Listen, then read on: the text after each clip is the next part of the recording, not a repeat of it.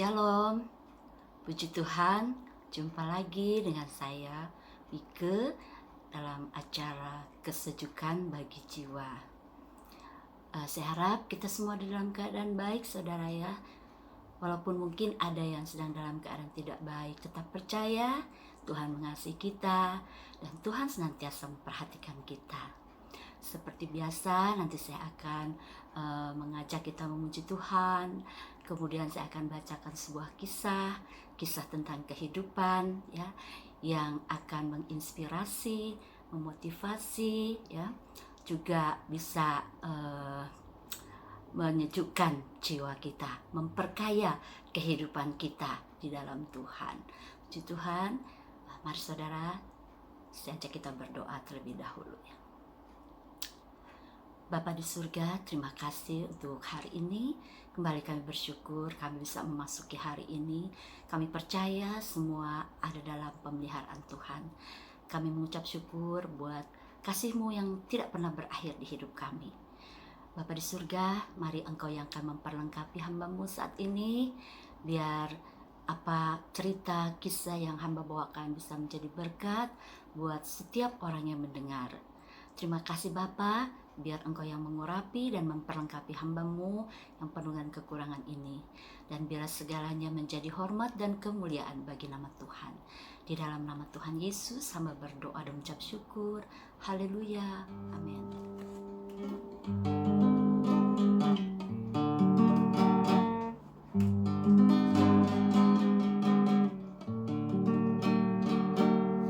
Bapakku yang ku cinta, Kau segalanya bagiku. Dalam setiap waktu selalu Kau bersamaku. Bapakku yang ku rindu,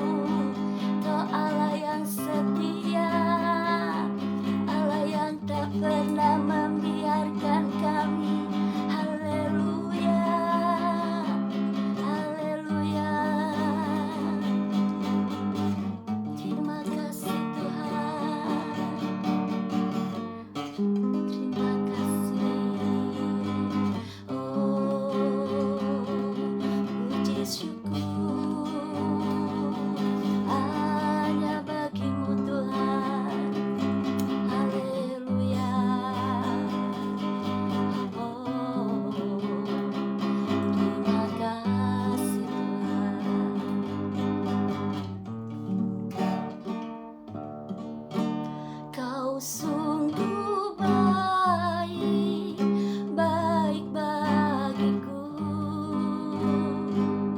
Kasih-Mu nyata dalam hidupku. Ku mau setia sepanjang umur hidupku. Betapa ku bersyukur atas kasih-Mu.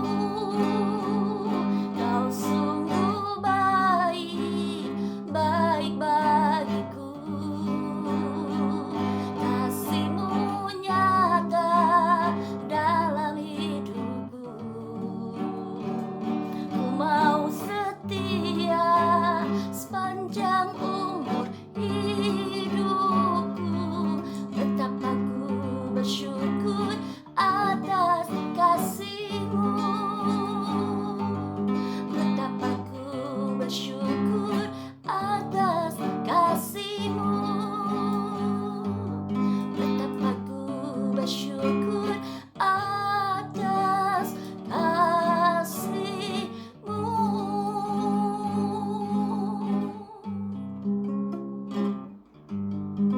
Haleluya. Saudara, seperti biasa saya akan membacakan sebuah kisah. Kali ini pengalaman seorang istri yang sedang menunggu di ruang ICU karena suaminya mendapat serangan jantung. Tapi waktu itu mereka sedang di luar kota, ya. Dan si istri ini menaikkan sebuah doa permohonan yang sederhana, yang dia pikir sepertinya tidak masuk akal. Tapi itulah Tuhan kita, begitu setia dan mengasihi. Bagaimana kisahnya? Saya akan bacakan buat saudara. Ibu ini memberi judul Buah-buah aprikot yang ditinggalkan. Menjelang pukul 11:30 siang pada hari Selasa, tanggal 23 Juni tahun 1992, saya merasa telah hafal setiap sudut ruang tunggu ICU rumah sakit di Hemet, California. Langit-langit, lantai, dinding, perabot usang. Di bangku usang itu banyak orang lain yang juga sedang menunggu berita tentang kekasih hati mereka yang sakit parah di balik pintu ruang ICU itu. Saya berbicara dan berdoa bagi mereka, tetapi sebenarnya saya pun sangat membutuhkan dukungan. Ya Tuhan, siapa yang akan menghibur saya dan hati saya yang hancur ini? Di balik pintu itu terbaring suami saya tercinta, Don. Saya hanya dapat mengunjunginya 10 menit tiap jam, tanpa mengetahui apakah tiap jam bahkan menit akan menjadi akhir hidupnya. Baru hari Sabtu yang lalu, saya rasanya sudah begitu lama. Kami mengemudi sejauh 145 km dari Orange County ke Hemet untuk merayakan hari istimewa. Sana keluarga besar kami dapat berkumpul. Sana keluarga dari pantai barat berjumpa dengan anak cucu dari keluarga ayah mertua saya yang berusia 86 tahun dari wilayah Barat Tengah. Bawa trompet dan keyboardmu juga, desak ayah. Ayah akan mengeluarkan saksofon dan klarinet dan kita akan bermain musik setelah makan siang untuk merayakan pertemuan ini. Namun saya menggerutu kepada suami saya di sepanjang perjalanan ke Hemet. Saat menonton pertandingan bisbol klub Angels malam sebelumnya, ia tak dapat duduk diam dan terus menggeliat tak keruan di kursinya sehingga saya mengajaknya pulang lebih awal. Apakah hari ini ia juga akan bersikap menjengkelkan? Akhirnya kami sampai dan berjumpa dengan semua anggota keluarga lainnya. Tatkala makan siang agak terlambat, ketiga penyanyi kecil menghibur kami dengan beberapa lagu lama. pada pukul 3 siang kami siap untuk makan. Kami semua sudah lapar dan cepat-cepat antri mengambil makanan. Sambil tertawa dan bercakap-cakap. Kami semua, kecuali suami saya, Don. Ia menghilang begitu saja. Sewaktu saya menemukannya 15 menit kemudian, ia sedang berjalan terhuyung-huyung keluar dari kamar mandi karena serangan jantung yang hebat. Sejak itulah ia dirawat di rumah sakit. Suami saya berusaha bertahan dengan susah payah karena 45% dari otot jantungnya rusak. Saya berjaga selama 24 jam sambil berharap dan terus berdoa. Sanak keluarga datang menjenguk beberapa kali sehari. Namun mereka sibuk dengan banyaknya pengunjung dari luar kota. Semua teman saya tinggal kira-kira 145 km dari situ. Salah seorang anak lelaki saya tinggal di California Utara, sedang yang satunya lagi sedang menderita bronkitis parah. Anak kami yang ketiga menjenguk setiap ada kesempatan, tetapi setiap kali ia harus menempuh perjalanan dengan mobil selama beberapa jam untuk kembali ke tempat kerjanya. Beberapa orang Kristen lainnya mencoba menghibur saya. Pendeta rumah sakit datang berkunjung. Seorang pendeta menelpon dari Los Angeles. Pendeta ayah mertua saya juga menjenguk. Kemudian, tatkala saya menelpon untuk memberitahu tentang serangan jantung yang dialami Don kepada perusahaan asuransinya, gadis yang menerima telepon mendoakannya bersama saya saat itu juga. Ia juga berjanji akan meminta seluruh jemaat gerejanya berdoa bagi suami saya. Belum lagi teman-teman dan sanak saudara yang merasa prihatin dari berbagai daerah membuat telepon terus berdering. Namun saya tetap sedih. Mengapa saya tak menyadari bahwa perilaku Don pada malam sebelumnya yang tak dapat duduk tenang itu dikarenakan ia berusaha mengatasi rasa sakit akibat kejang jantung yang dialaminya. Apa yang akan saya lakukan tanpanya? Saya merasa benar-benar kesepian, tak berdaya dan kehilangan. Ya Tuhan, doa saya. Saya tahu permintaan saya tidak masuk akal, tetapi saya sungguh merindukan hadirnya seorang teman Kristen yang menemani, memegang tangan saya dan berdoa bersama saya. Saya menarik nafas panjang dan kembali tenggelam dalam kesedihan. Kira-kira 1 jam kemudian, pintu ruang tunggu terbuka. Seorang wanita muda masuk dan memandang ke sekeliling dengan ragu. Wajahnya penuh keringat, rambutnya kusut dan celemeknya penuh noda. Apa gerangan yang membuatnya kemari dalam keadaan sangat tergesa-gesa, sehingga ia bahkan tidak sempat melepas celemeknya? Kecelakaan mobil atau ada tragedi mendadak lainnya? Maaf, katanya tergagap. Apakah di sini ada seorang yang sedang menunggu Don Hanson? Saya Bonnie Hanson, kata saya tergagap pula. Ada apa? Wajahnya tersipu-sipu dan ia mengulurkan tangan. Halo, nama saya April.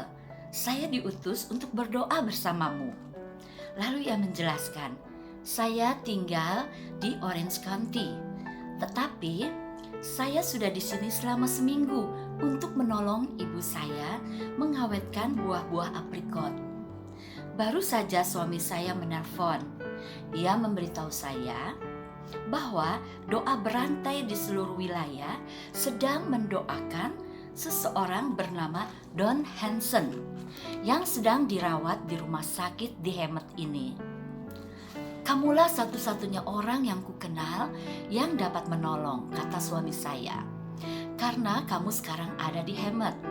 Pergilah ke rumah sakit dan berdoalah bersama keluarganya." Karenanya saya segera meletakkan keranjang aprikot, memberitahu ibu kemana saya pergi, dan bergegas naik mobil. "Sekarang saya di sini. Mari kita berdoa."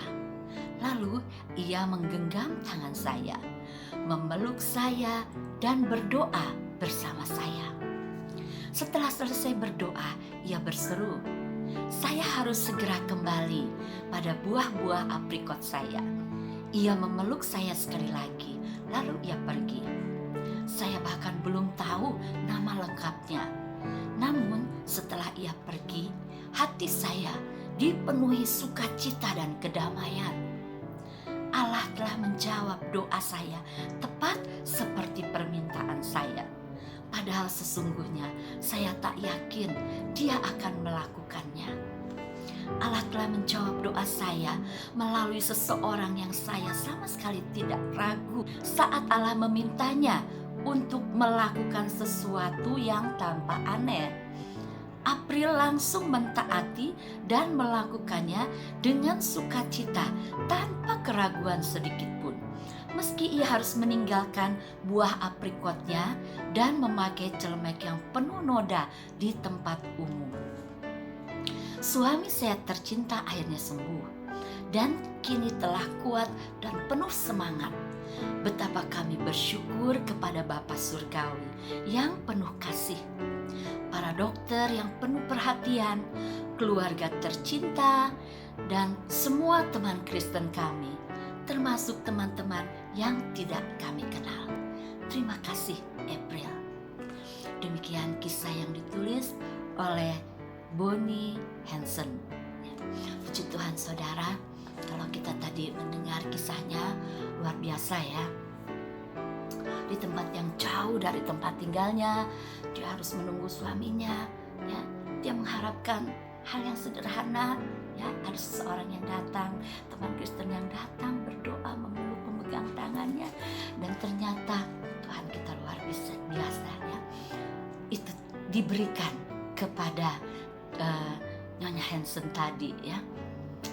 Dan luar biasanya juga bagi seorang yang bernama April ya, yang dia tidak kenal ataupun juga tidak tahu siapa, tapi dia mentaati apa yang diminta oleh suaminya untuk berdoa bagi ibu ini ya. Dan dia taat melakukannya. Dia menolong dengan kasih, menolong tanpa pamrih, sampai dia bergegas pergi tanpa harus sibuk mengganti dulu pakaiannya. Dan memang ternyata seseorang telah menunggu dia ya untuk berdoa bersamanya. Luar biasa saudara, itulah kehidupan sebagai orang percaya harusnya demikian. Kita saling memberkati, saling menolong, memberikan kasih kita yang tulus, biar kita juga boleh mempraktekkan kehidupan kita sebagai orang percaya yang bisa berbagi berkat dengan siapapun juga, terutama juga kepada orang-orang percaya lain yang membutuhkan pertolongan ya. Tuhan memakai kita kalau kita mau ya. Tuhan pasti akan pakai kita menjadi berkat buat orang lain. Terpujilah Tuhan. Demikian kisahnya saudara, biar kiranya ini akan membangun kehidupan kita sebagai orang percaya untuk lebih lagi melayani dengan kasih, dengan tulus ya. Dan tidak perlu ragu memanjatkan doa kepada Tuhan, sekalipun kita pikir itu hal yang mustahil. Tuhan sanggup mengabulkannya bagi setiap kita. Haleluya. Saya berterima kasih juga untuk perhatian saudara, biar kiranya saudara juga bisa membagikan kisah ini kepada yang lain, agar mereka juga mendapat berkat bagi kisah cerita yang sudah saya bacakan. Nah saudara, saya akan ajak kita sama-sama berdoa. Bapa di surga, terima kasih untuk kisah yang sudah kami dengar. Sungguh Tuhan, Engkau Allah yang luar biasa, Bapa yang mengasihi. Engkau tidak pernah membiarkan dan tidak mempedulikan kami. Engkau selalu memperhatikan kami setiap detik, setiap waktu. Apapun yang menjadi pergumulan persoalan kami, ketika kami berseru kepada Tuhan, ketika kami menaikkan permohonan kami yang tulus kepada Tuhan, Engkau sanggup mengabulkannya bagi kami. Terima kasih Bapa untuk kisah yang sudah kami dengar. Sungguh luar biasa. Biar kami sebagai orang percaya mau meneladani mereka Tuhan. Baik Nyonya Hansen maupun April yang luar biasa. Ya, mereka Tuhan pakai menjadi berkat bagi kami semua. Terpuji nama Tuhan. Di dalam nama Tuhan Yesus, hamba berdoa dan mengucap syukur. Dan biarlah berkat-Mu tercurah atas setiap anak-anak-Mu, siapapun yang mendengar kisah ini melalui siaran YouTube ini. Terima kasih Bapa. Di dalam nama Tuhan Yesus hamba berdoa. Haleluya. Amin. Sampai jumpa saudara di kisah-kisah selanjutnya. Tuhan Yesus memberkati.